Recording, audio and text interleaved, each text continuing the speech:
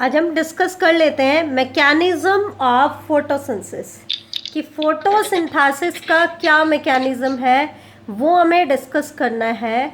तो इसमें सबसे पहले हम फोटोसिंथेसिस की रिएक्शन देख लेते हैं कि फोटोसिंथेसिस की रिएक्शन क्या होती है।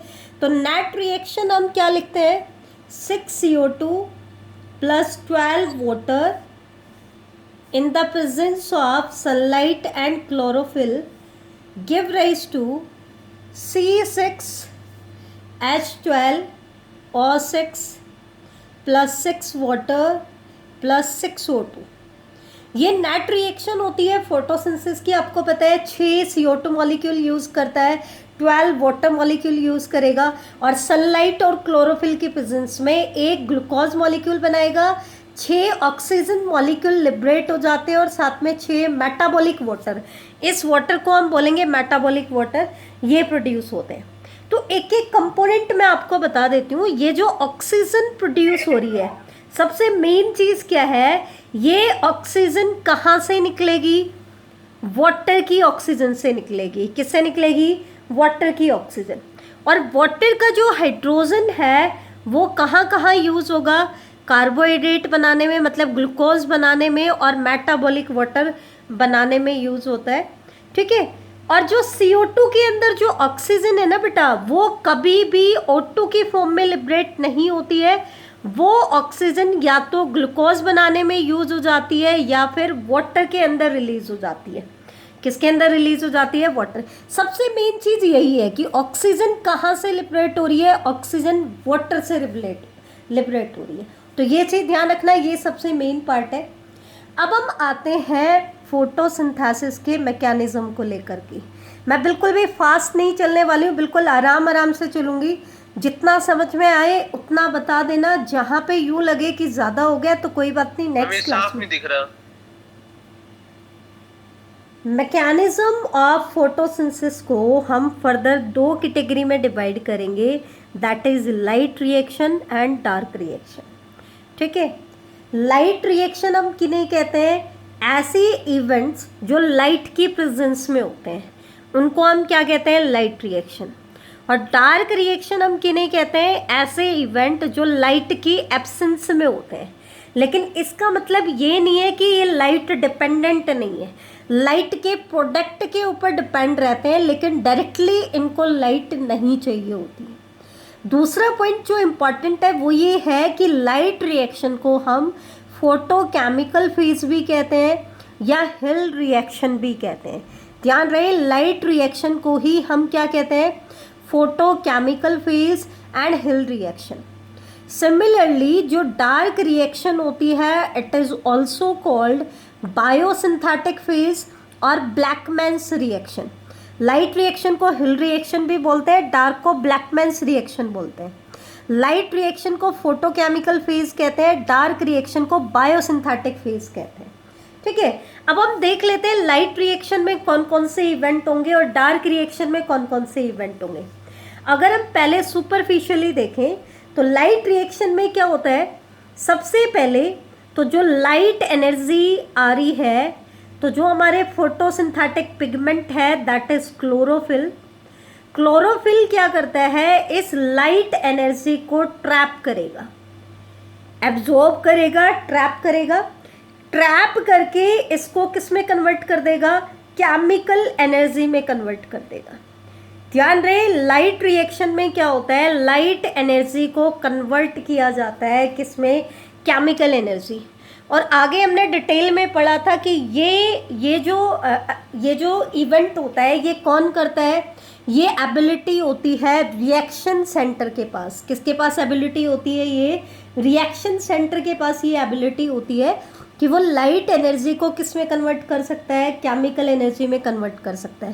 केमिकल एनर्जी मतलब वो लाइट एनर्जी को ट्रैप करके क्या बनाएगा बेटा, ATP एंड NADPH2।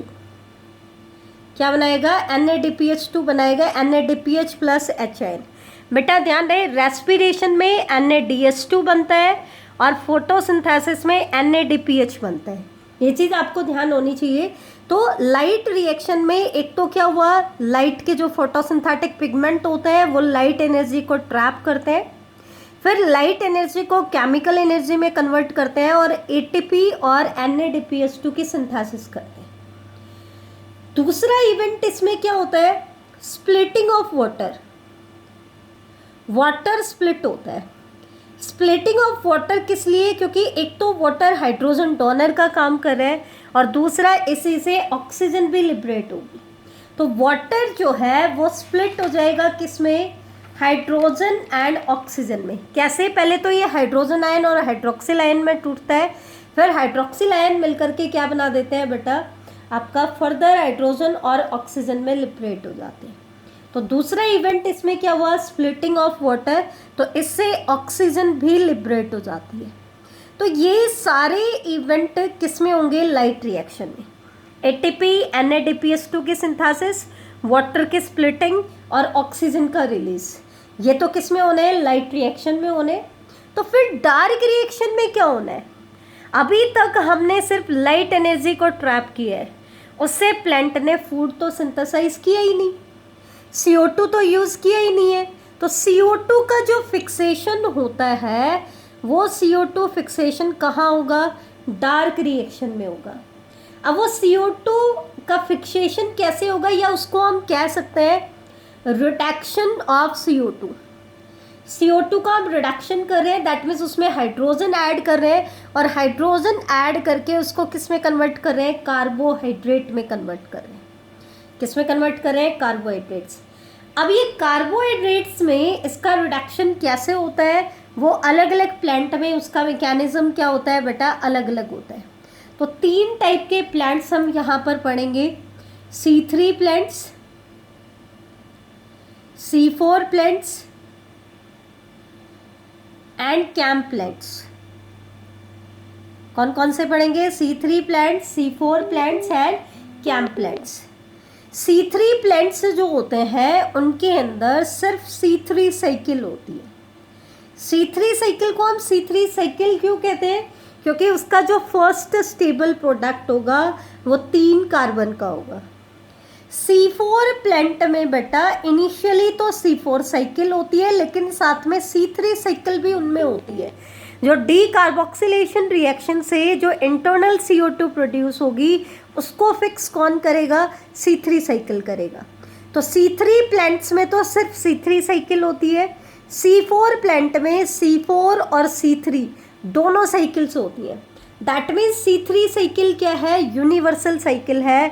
सभी फोटोसिंथेटिक प्लांट्स में आपको C3 साइकिल मिलेगी, चाहे प्लांट आपका C3 है या प्लांट आपका C4 है। एक होता है कैम मेटाबॉलिज्म, क्रैसुलेशन एसिड मेटाबॉलिज्म। ये इसकी जो साइकिल होती है C4 प्लांट्स के जैसी ही है, लेकिन एक इवेंट नाइट टाइम में होता है और दूसरा इवेंट डे टाइम में होता है। तो इस तरीके से डिस्ट्रीब्यूशन होता है उनके केस में। तो उन प्लांट्स में कैम मेटाबॉलिज्म प्रेजेंट होता है। तो इन्हीं को हम आगे जाकर के डिटेल में पढ़ेंगे। तो देखो, सबसे पहले लाइट रिएक्शन की डिटेल देख लेते हैं।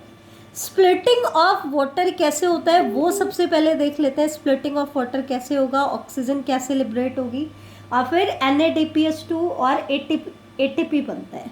तो देखो, स्प्लिटिंग ऑफ वाटर, क्योंकि यहाँ पे जो वाटर की स्प्लिटिंग हो रही है उसके लिए जो एनर्जी चाहिए वो एनर्जी कौन देगा, लाइट देगा। ठीक है, तो इसको हम कहते हैं photolysis of water. Photo means light की प्रेजेंस में वाटर का, लाइसिस मीन ब्रेक डाउन होता है। फोटोलिसिस ऑफ वाटर भी बोलते हैं इसको हम। तो होता क्या है बेटा, सबसे पहले हमारे पास 4 वाटर मॉलिक्यूल्स हैं। 4 वाटर मॉलिक्यूल जब आपस में टूटते हैं, ब्रेक डाउन होते हैं, तो हाइड्रोजन आयन और हाइड्रोक्सिल आयन्स में ब्रेक डाउन हो जाते हैं। तो हमारे पास 4 हाइड्रोजन आयन बनेंगे और 4 हाइड्रोक्सिल आयन बन जाएंगे।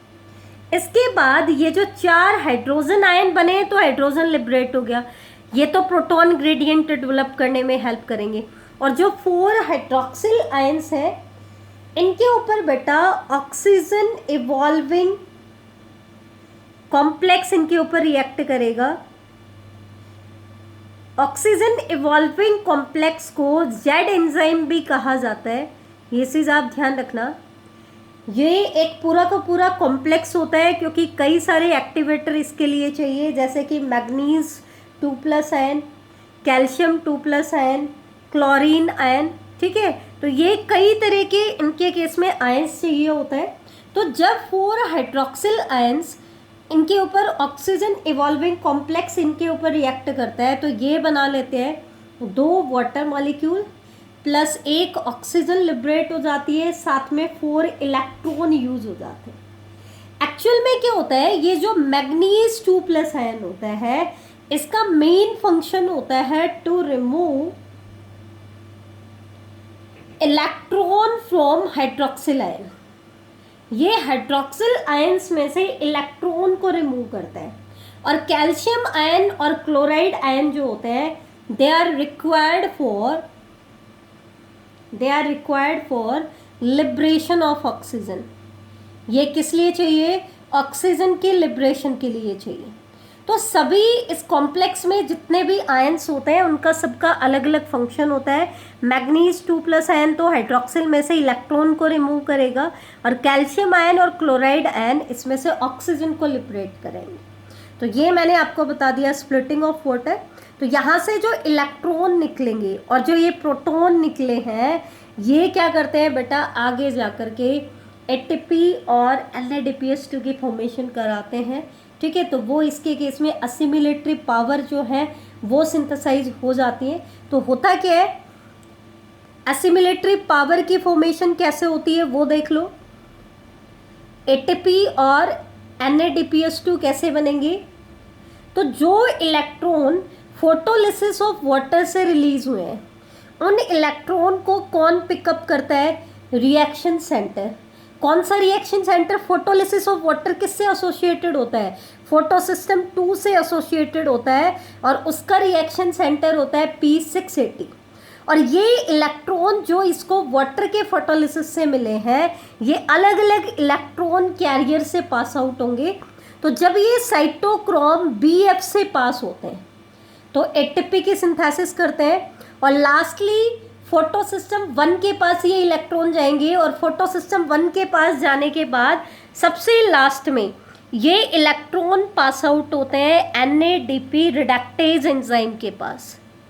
ध्यान रखना बेटा, 2 जगह पे एनर्जी करेंसी सिंथेसाइज होती है। नॉन साइक्लिक फोटोफॉस्फोरिलेशन का ये पार्ट है। तो सबसे पहले तो जब इलेक्ट्रॉन साइटोक्रोम BF से पास होते हैं तब तो ATP बनता है और जब ये इलेक्ट्रॉन NADP रिडक्टेज एंजाइम के पास जाएंगे, जेड स्कीम मैंने आपको बताई थी कि पहले P680 होता है फिर P700 भी काम करता है। यहाँ से एक कैरियर से होते हुए P700 के पास जाए और P700 से होते हुए लास्ट में NADP रिडक्टेज के पास ये इलेक्ट्रॉन चले जाएंगे। तो P680 से जो इलेक्ट्रॉन निकले वो तो साइटोक्रोम BF से पास जब होते हैं तो वो तो ATP सिंथेसाइज कर लेंगे, यहाँ पे ATP बन जाएगी और लास्ट में जब NADP रिडक्टेज एंजाइम के पास जाते हैं तो क्या बना लेंगे बेटा, NADPH2 बना लेंगे, ठीक है। तो इस तरीके से जो हमारी रिड्यूस्ड पावर होती है उनकी फॉर्मेशन हो जाती है। तो एक तरीके से अगर हम देखें तो लाइट रिएक्शन के क्या क्या प्रोडक्ट हमें मिले, तो एक तो हमें मिला ATP, एक हमें मिला NADPH और साथ में हमें मिल गई बेटा ऑक्सीजन। तो ये 3 प्रोडक्ट हमें मिलते हैं किससे, लाइट रिएक्शन से। 3 प्रोडक्ट हमें किससे मिलेंगे बेटा, लाइट रिएक्शन से हमें 3 प्रोडक्ट आपके मिलेंगे। कौन कौन से प्रोडक्ट है, ATP, NADPH एंड ऑक्सीजन। अब इन प्रोडक्ट का फेट क्या है, मतलब आगे इनके साथ क्या होगा। तो ऑक्सीजन तो आपको पता है गैस है, ये तो डिफ्यूज आउट कर जाएगी फ्रॉम द क्लोरोप्लास्ट। ATP और NADPH जो है इनको यूज़ किया जाएगा डार्क रिएक्शन में। तो ये डार्क रिएक्शन या बायोसिंथेटिक फेज में यूज अप हो जाते हैं। तो ये तो था आपका लाइट रिएक्शन का पार्ट। लाइट रिएक्शन मैंने आपको करा दी है अभी।